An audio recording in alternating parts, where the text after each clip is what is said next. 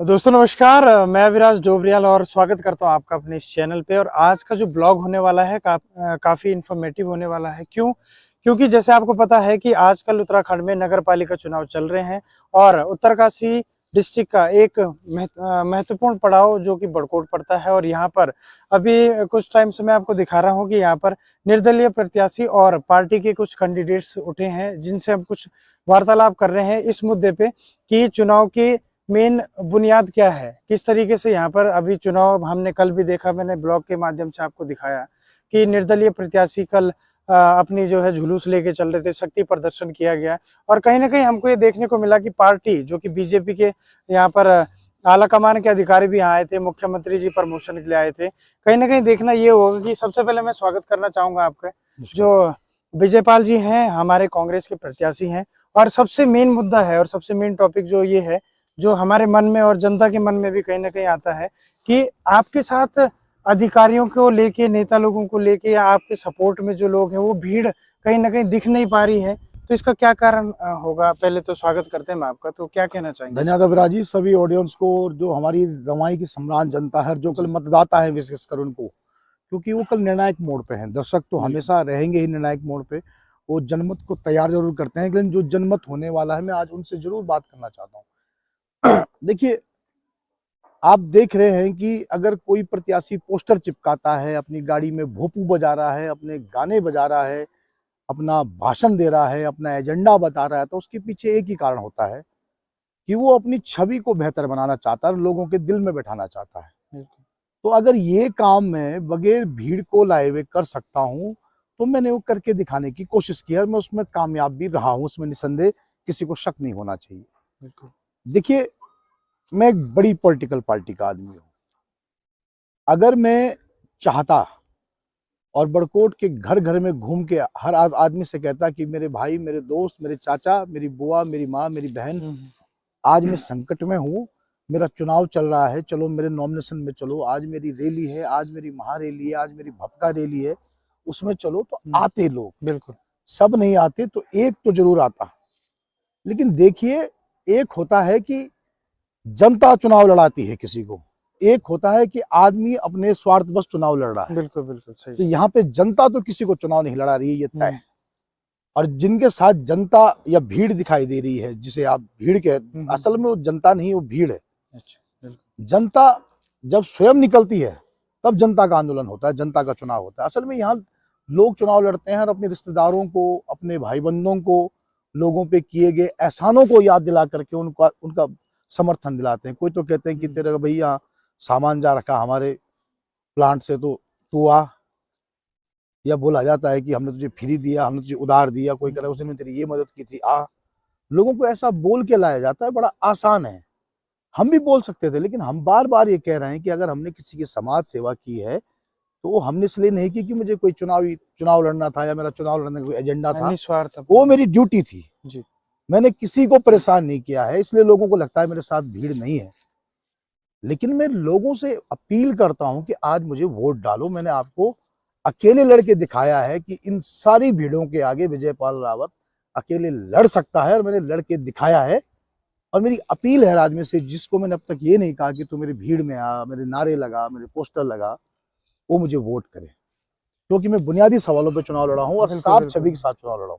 एक छोटा सा सवाल हमारे जहन में उठ रहा था, और हर इंसान वो देख रहा है आज जो है कि चुनाव को जीतने के लिए, एक सीट के लिए साम दाम दंड भेद सब चीज अपनाया जा रहा है। कोई नारियल अपना घर घर पहुंचा रहा है, तो किसी का कहना है कि जी घर घर लिफाफे बंट रहे हैं, कोई कह रहा है घर घर शराब दी जा रही है। तो काफी मुद्दे सामने पे आए हैं। तो इसके बारे में आपका क्या कहना है कि आज के डेट में यूथ हमारे पास बड़कोट के अंदर जो जनसंख्या है 17,000 पार कर चुकी है, लेकिन जो हमारा युवा है वो अभी भी 40% है बड़कोट के अंदर। तो इसके बारे में आपका क्या रोड मैप है, क्या मास्टर प्लानिंग है कि इसको किस तरीके से ये चीज होनी चाहिए, नहीं होनी चाहिए, और आगे इसमें आपका क्या प्लान है? देखिए, आज मेरा बेटा केंद्रीय विद्यालय में पढ़ता है, देहरादून ओएनजीसी में, सरकारी स्कूल है, अच्छी प्रतिष्ठित स्कूल है। मैं चाहता हूँ भविष्य में आईएएस और पीसीएस बने। बिल्कुल सभी चाहते हैं, मैं ये चाहता हूँ। कारण क्या है, मैं क्यों नहीं चाहता कि मेरा बेटा आज नेता बने? अगर राजनीति में होने के बाद मैं ये चाहता हूँ कि मेरा बेटा कल नेता ना बने, तो उसके पीछे कारण ये है कि हमारे जो नेता लोग हैं जो अब तक राजनीति के पदों पे रहे हैं, उन्होंने पूरी राजनीति को दूषित किया है। और आज अगर मैं चुनाव लड़ रहा हूं और उस दूषित राजनीति के नाले में कूदकर ही उन्हीं की तरह चुनाव लड़ूं, तो मुझे लगता है कि मैं सैद्धांतिक अधिकार खो देता हूँ समाज को सुधारने का, समाज में अच्छी अच्छी बात करने का। मैं एक राष्ट्रीय पार्टी का आदमी हूँ। एक शराब माफिया को मैं बुलाता अपने कार्यालय में, उसको कहता कि भाई सुनियो मिस्टर, हम चुनाव लड़ रहे हैं, जरा सिस्टम देख लेना, तो कई शराब माफिया यहाँ शराब बांटने पर लग जाते हैं।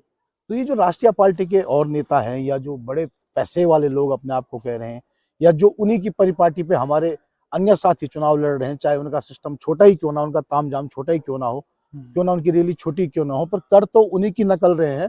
अगर मैं उसी नकल को करता तो आज कांग्रेस का भी जुलूस उतना ही बड़ा होता जितना भारतीय जनता पार्टी का था, बिल्कुल उतना ही बड़ा होता, निस्संदेह होता। अगर हम भी लोगों को बाहर निकालते या उस टाइप से करते तो हम कैसे चैलेंज करते। तो जो राजनीति है, कभी कभी शर्म आती कि हम नेता हैं। तो इस राजनीति को बदलने के लिए मैं एक मॉडल के साथ चुनाव लड़ रहा हूँ। मुझे नहीं मालूम कि मेरा कल परिणाम क्या रहेगा, मुझे तो पूरी उम्मीद है मैं चुनाव जीतूंगा, लेकिन सब कुछ समय के गर्भ में छिपा होता है। माँ भगवती का आशीर्वाद जिसे मिलेगा, कल वो बरकोट का चेयरमैन बनेगा। बिल्कुल।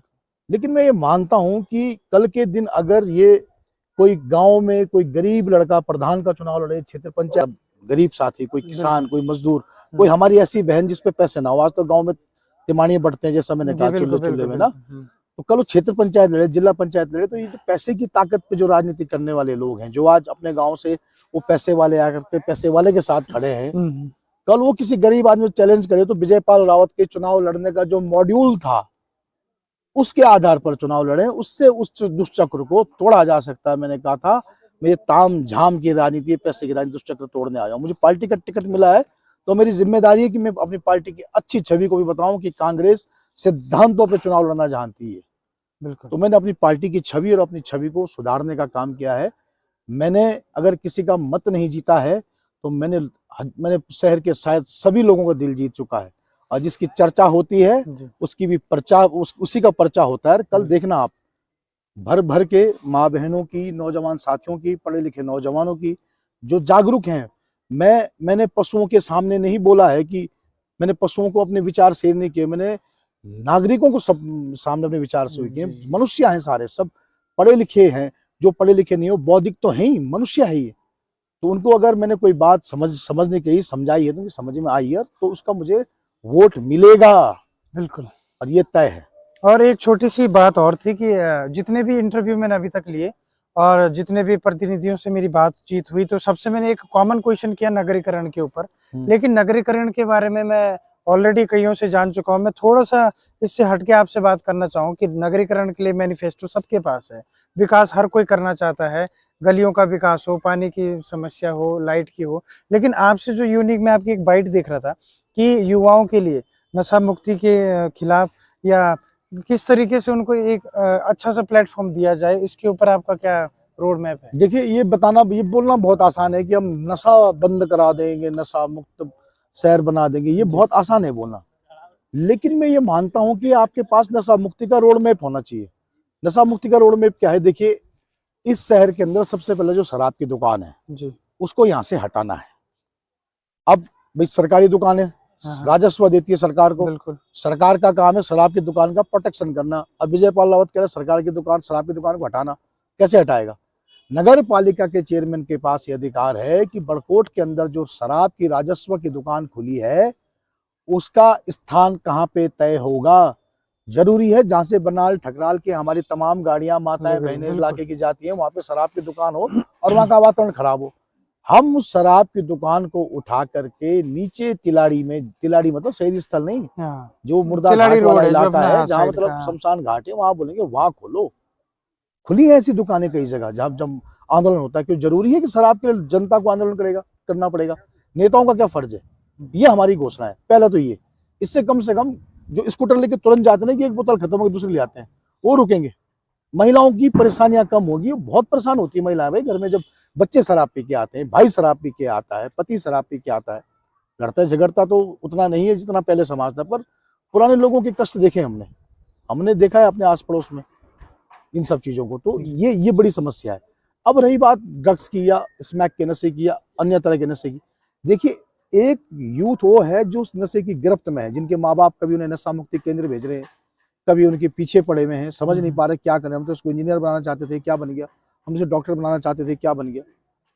वो चाहे गरीब तबका हो चाहे अमीर तबका हो, सब परेशान है उससे। मैं चाहता हूँ एक तो उन बच्चों का विश्वास जीत करके उनकी काउंसलिंग की जाए यहीं पे, बिल्कुल एक जिम्मेदारी बने यार नगर पालिका बिल्कुल अध्यक्ष की। जरूरी है। हाँ। दूसरी बात, जो बच्चे आज नशे की गिरफ्त में नहीं है, मेरा बेटा है, मैंने कहा ना, मेरा बेटा कक्षा 8 में पढ़ता है। अगर ऐसा ही वातावरण स्मैक का रहा, जॉम्बी की तरह अगर स्मैक वाले पीते रहे, यहाँ पे चलता रहा, तो एक दिन हमारे बच्चे भी उसके शिकार होंगे, मेरे अपने बच्चे होंगे। बिल्कुल तो सोचिए किसी का बच्चा अगर ऐसी नशे की गिरफ्त में आ जाएगा तो माँ बाप का क्या दशा होती है। बड़ी प्रतिष्ठित लोगों के बच्चे आज इस तरह के नशे में, उनकी पीड़ा सुनिए। ये किसी गरीब आदमी का दुख या किसी अमीर आदमी का दुख नहीं है, ये जहर है हमारे बच्चों के लिए। तो जब हम उनको रोकने का काम करेंगे, नशे में जाने से, जो नशे गिरफ्त में उन्हें बाहर निकालने का काम करेंगे, तब जाके नशे पे रोक लगेगी।